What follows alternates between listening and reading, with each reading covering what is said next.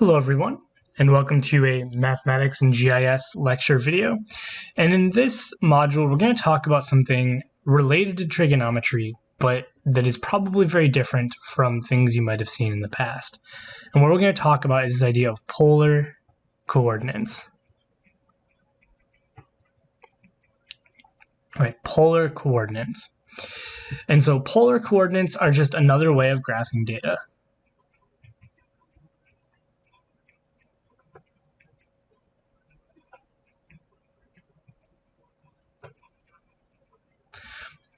All right, and so if you think back to when we talked about the Cartesian coordinate plane, right, and we said that you could specify a location on a graph. Actually, let's go ahead and write this out, right? Cartesian, right? So I'm going to say cart coordinate.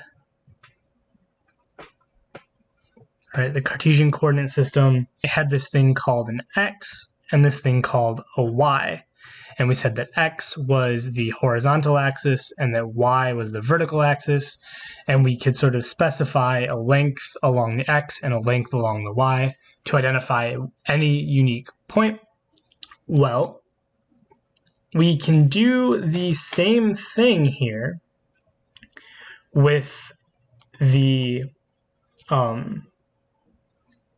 with an angle and a distance, right?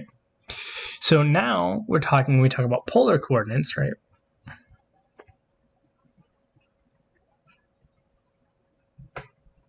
Right, polar coordinates do a similar thing, but instead of having an x and a y, they have what is called an r and a theta, where r is a distance and theta is an angle, right? And so what I've done over here, right, this is an example of a polar coordinate system. So you'll see this looks very different, right? The lines no longer run, vertically and horizontally like we're used to seeing. Instead, they run in these sort of concentric circles with these grid lines emanating from the origin that break up those concentric circles. And it kind of looks like what you would imagine the most perfect rendition of a spider web would look like. And what I've done here is I've put this point right here. So this, let me use red here so we don't accidentally change the color here, right? This is our point here. And so how do we get to this point? Well, right, previously we would have gone some distance along the x and some distance along the y. Right now we're not going to do that. What we're going to do is we're going to go out some distance. Right, so this is 2, which would mean this sort of half mark here would be 1 right here.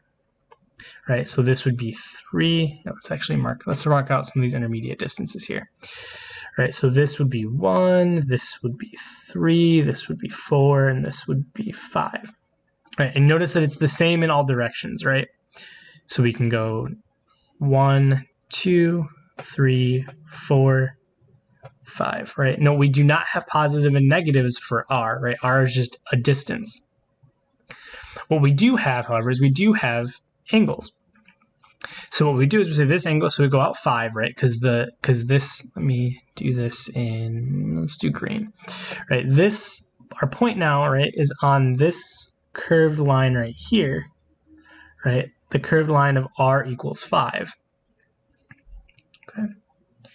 But then we also know that it's between 30 and 60, right? So in this case, right, our R, let me put over here, right? Our R is going to equal 5, right? Because we've gone out here and then we've looped around. Then we also have the angle here, right? So this is 30. This is 60, this is 90, right? So if we go halfway between 30 and 60, right, this is going to be 45 right here. So this point, let's do this in black. So this right here, right, this would be 45 degrees, right? This would be 15 degrees. This would be 75 degrees, right? So on and so forth. So we know that our angle right, is somewhere between 30 and 45. And we can tell that it's basically halfway between, right? Again, so in this particular instance, I'm kind of estimating this, right? It's halfway between, which means that it's going to be at, so we're going to have our theta, right, is going to be approximately equal to, right, halfway between 30 and 45. So that's going to be plus 5 plus another 2.5. It's going to be roughly 37.5.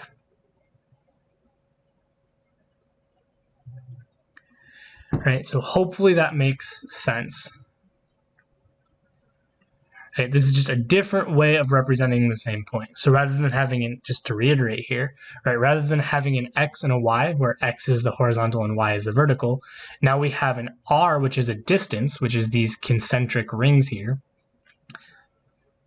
And then we have a theta, which is an angle, which determines what your angle is relative to the origin. So in this case, our angle, we're 37.5 degrees, right, 37.5 degrees, that's this angle. That's the angle that's created between this point and the standard normal, right, normal position. Right, that angle right there is going to be 37.5 degrees. And we go out from that, at the angle along this line, we go out 5 because we're on this arc here that is a distance of 5. All right, so this point has a distance of 5 and a theta of roughly 37.5. So I know, right, polar coordinates are a little tricky to wrap your head around. So what we're going to do is we're going to go through some more examples of graphing them, figuring out what they are, and then we're going to talk about how we can convert back and forth between polar coordinates and Cartesian coordinates, right? How we can go from x and y to r and theta. So hopefully that makes sense, and if you have any questions, please reach out. Thank you.